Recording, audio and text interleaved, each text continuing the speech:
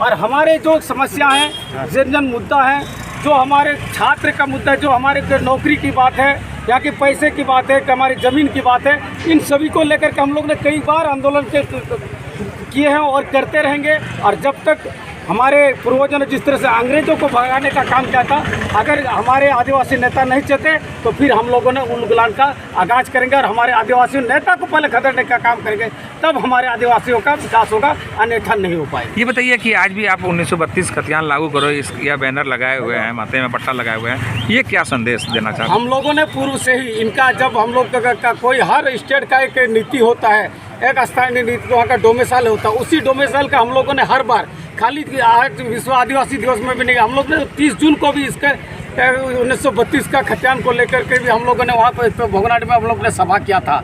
और आज तक हमारे जिस तरह से हमारे जैसे नौजवान, शिक्षित नौजवान हम लोग बेरोजगार भटक रहे, दर दर भटक रहे। अभी वर्तमान सरकार ने जिस तरह से कहा था 2021 रोजगार का वर्ष होगा, लेकिन आज तक हमें सभी नौजवान हम लोग खाली हाथ रखे रहे और उन्होंने कहा कि जब तक रोजगार नहीं तब तक हम लोग बेरोजगारी भत्ता देंगे। आज तक किसी नौजवान को बेरोजगारी भत्ता नहीं दिया, ये बहुत ही दुर्भाग्यपूर्ण है। और इसीलिए हम लोग ने कहा कि पहले 1932 खतियान आधारित यहाँ का स्थानीयता नीति और नियोजन नीति सरकार को तय करे, इसके बाद हम लोग को नौकरी देने का काम करें। लेकिन आज तक कोई सरकार ये स्थानीयता को मजबूत से नहीं ला पाई है।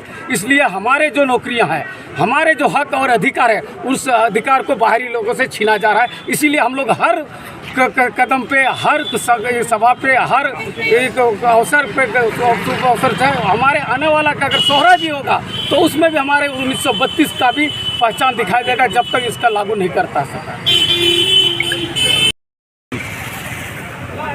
झारखंड के परिदृश्य में अगर देखें तो आदिवासियों का कितना विकास हुआ और नहीं हुआ, उसके लिए जिम्मेवार कौन है? जी बिल्कुल, आज जो है 9 अगस्त विश्व आदिवासी दिवस है। आज हम लोग दुमका में बाबा धरती आबा भगवान बिरसा मुंडा की प्रतिमा से हम लोग स्टार्ट करके रैली के माध्यम से एसपी कॉलेज तक हम लोग आज रैली का आयोजन करने के बाद कार्यक्रम करेंगे। और जहाँ तक आज है सिर्फ आदिवासी दिवस हम लोग मना रहे हैं, तो आदिवासी अंग्रेज से लड़ा, लेकिन लड़ने के बावजूद भी आज जिस अधिकार को मिलना चाहता, आर्थिक रूप से, शैक्षणिक रूप से, आज भी पिछड़ेपन है। ये मुझे महसूस हो रहा है। आज पिछड़ेपन का कारण जो है, आज हमारे झारखंड के एक राजनेताओं ने ऐसा किया है। और कारण ये भी है कि जैसे कि हमारे राजनेता लोग यहाँ के आदिवासी को कभी आगे बढ़ाना नहीं चाहा, या तो वो शैक्षणिक रूप से भी या आर्थिक रूप से भी। आदिवासी हम लोग हैं और आदिवासी अपना सामाजिक, सांस्कृतिक, कल्चर में हम लोग डेवलप किए हैं, लेकिन वास्तविकता यही है कि आज झारखंड या पूरा देश के परिदृश्य में देखा जाए तो आदिवासी उस स्तर तक नहीं पहुंच पाए हम लोग जहां पहुंचना चाहिए था। आर्थिक स्थिति अभी भी बहुत दयनीय है।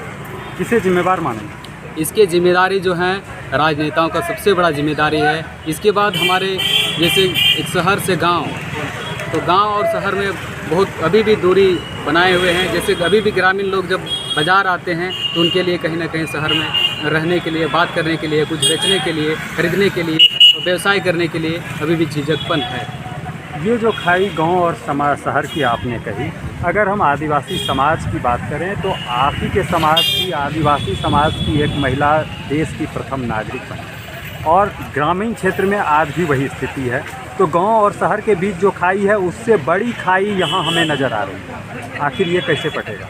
जी बिल्कुल, ये सवाल बिल्कुल एक गर्व की बात है। हमारे देश के प्रथम नागरिक, राष्ट्र के प्रथम व्यक्ति हमारे महामहिम राज्यपाल हमारे आदिवासी हैं, गर्व की बात है। लेकिन आज सिर्फ राष्ट्रपति पद तक हैं, लेकिन गांव के लोग अभी भी पहले की स्थिति में अभी उसी तरह हैं। तो उम्मीद करते हैं कि हमारे राष्ट्रपति महोदया से भी और यहाँ के राजनेताओं से भी कि आदिवासी का जितना लाभ होना चाहे, लाभ मिलना चाहे, उन लाभों को सही रूप से ग्रामीण स्तर तक धरातल में काम करें। और हम लोग एक छात्र हैं, यहाँ शैक्षणिक हो या नियोजन हो, और झारखंड में विशेष करके 1932 के आधारित स्थानीयता नीति और नियोजन नीति बने, ताकि यहाँ के झारखंड वासियों के, यहाँ मूल वासियों को लाभ मिल सके।